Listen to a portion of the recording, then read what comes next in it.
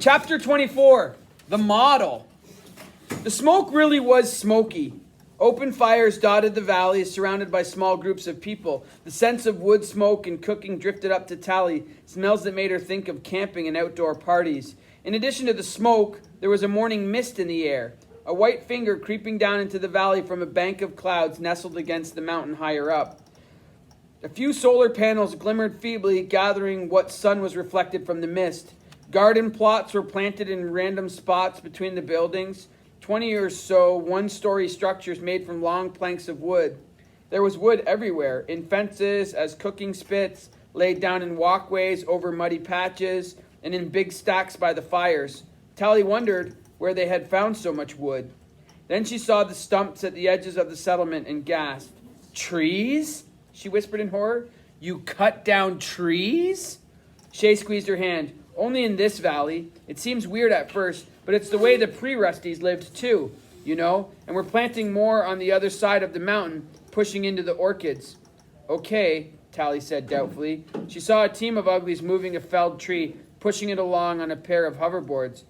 "There's a grid?" Shay nodded happily. "Just in places. We pulled up a bunch of metal from a railroad, like the track you came up the coast on.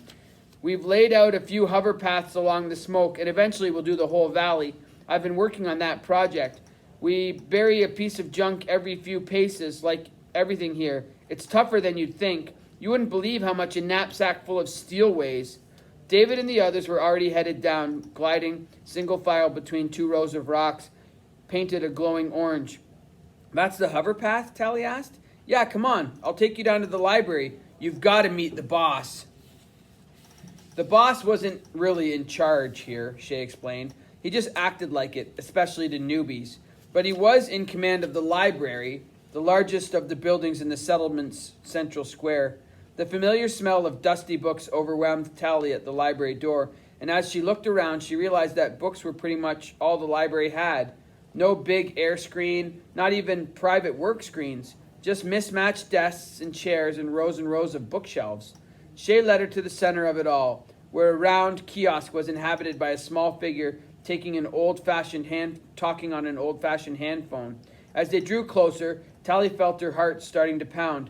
She'd been dreading what she was about to see. The boss was an old ugly. Tally had spotted a few from a distance on the way in, but had managed to turn her eyes away. But here was this wrinkled, vain, discolored, shuffling, horrific truth right before her eyes. His milky eyes glared at them as he berated whoever was on the phone in a rattling voice and waving one claw at them to go away. Shay giggled and pulled her toward the shelves. "He'll get to us eventually. There's something I want to show you first." "That poor man. The boss? Pretty wild, huh? He's like 40. Wait until you talk to him." Tally swallowed, trying to erase the image of his sagging features from her mind.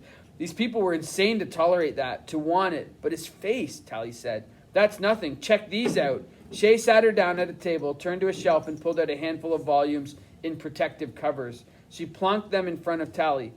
"Books on paper? What about them?" "Not books. They're called magazines," Shay said. She opened one and pointed. Its strangely glossy pages were covered with pictures of people. Uglies. Tally's eyes widened as Shay turned the pages, pointing and giggling. She'd never seen so many wildly different faces before. Mouths and eyes and noses of every imaginable shape, all combined insanely on people of every age. And the bodies. Some were grotesquely fat or weirdly over-muscled or uncomfortably thin, and almost all of them had wrong, ugly proportions. But instead of being ashamed of their deformities, the people were laughing and kissing and posing as if all the pictures had been taken at some huge party. "Who are these freaks?" "They aren't freaks," Shay said. "The weird thing is, these are famous people." "Famous for what? Being hideous?" "No, they're sports stars, actors, artists. The men with stringy hair are musicians, I think. The really ugly ones are politicians. And someone told me the fatties are mostly comedians." "That's funny, as in strange," Tally said. "So this is what people looked like before the first pretty? How could anyone stand to open their eyes? Yeah, it's scary at first, but the weird thing is, if you keep looking at them, you kind of get used to it." Shay turned to a full-page picture of a woman wearing only some kind of form-fitting underwear like a lacy swimsuit. What the? Tally said. Yeah, the woman looked like she was starving, her ribs thrusting out from her sides, her legs so thin that Tally wondered how they didn't snap under her weight. Her elbows and pelvic bones looked sharp as needles, but there she was, smiling and proudly bearing her body as if she'd just had the operation and didn't realize they'd sucked out way too much fat. The funny thing was, her face was closer to being pretty than any of the rest. She had the big eyes, smooth skin, and small nose, but her cheekbones were too tight, the skull practically visible beneath her flesh. What on earth is she? A model. Which is what? Kind of like a professional pretty? I guess when everyone else is ugly, being pretty is sort of like your job. And she's in her underwear because... Tally began, and then a memory flashed into her mind. She got that disease, the one the teachers always told us about? Probably. I always thought they made that up to scare us. Back in the days before the operation, Tally remembered a lot of people, especially young girls, became so ashamed of being fat that they stopped eating. They'd lose weight too quickly, and some would get stuck and would keep losing weight until they wound up like this model. Some even died, they said at school. That was one of the reasons they'd come up with the operation. No one got the disease anymore, since everyone knew at 16 they'd turn beautiful. In fact, most people pigged out just before they turned, knowing it would all be sucked away. Tally stared at the picture and shivered. Why go back to this? Spooky, huh? Shay turned away. I'll see if the boss is ready yet. Before she disappeared around a corner, Tally noticed how skinny Shay was. Not diseased skinny, just ugly skinny. She'd never eaten much. Tally wondered if, here in the smoke, Shay's undereating would get worse and worse until she wound up starving herself. Tally fingered the pendant. This was her chance. Might as well get it over with now.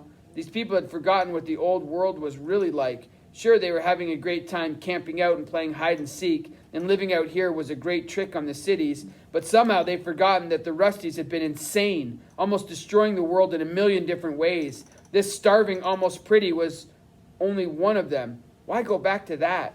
They were already cutting down trees here. Tally popped open the heart pendant, looking down into the little glowing aperture where the laser waited to read her eye print. She brought it closer, her hand shaking. It was foolish to wait. This would only get harder. And what choice did she have? Tally, he's almost... Tally snapped, closed the pendant, and shoved it into her shirt. Shay smiled slyly. I noticed that before. What gives? What do you mean? Oh, come on. You never wore anything like that before. I leave you alone for 2 weeks and you get all romantic? Tally swallowed, looking down at the silver heart. I mean, it's a really nice necklace. Beautiful. But who gave it to you, Tally? Tally found she couldn't bring herself to lie. Someone, just someone. Shay rolled her eyes. Last minute fling, huh? I always thought you were saving yourself for Paris. It's not like that. It's...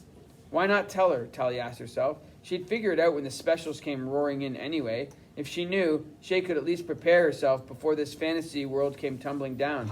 I have to tell you something. Sure. My coming here is kind of... The thing is, when I went to get my... What are you doing? What are you doing? Tally jumped at the craggy voice. It was like an old, broken version of Dr. Cable's, a rusty razor blade drawn across her nerves. Those magazines are over 3 centuries old, and you're not wearing gloves. The boss shuffled over to where Tally was sitting, producing white cotton gloves and pulling them on. He reached around her to close the one she was reading. Your fingers are covered with very nasty acids, young lady. You'll rot away these magazines if you're not careful. Before you go nosing around in the collection, you come to me. Sorry, boss, Shay said. My fault. I don't doubt it, he snapped, reshelving the magazines with elegant, careful movements at odds with his harsh words. Now, young lady, I suppose you're here for a work assignment. Work? Tally said. They both looked down at her puzzled expressions, and Shay burst into laughter.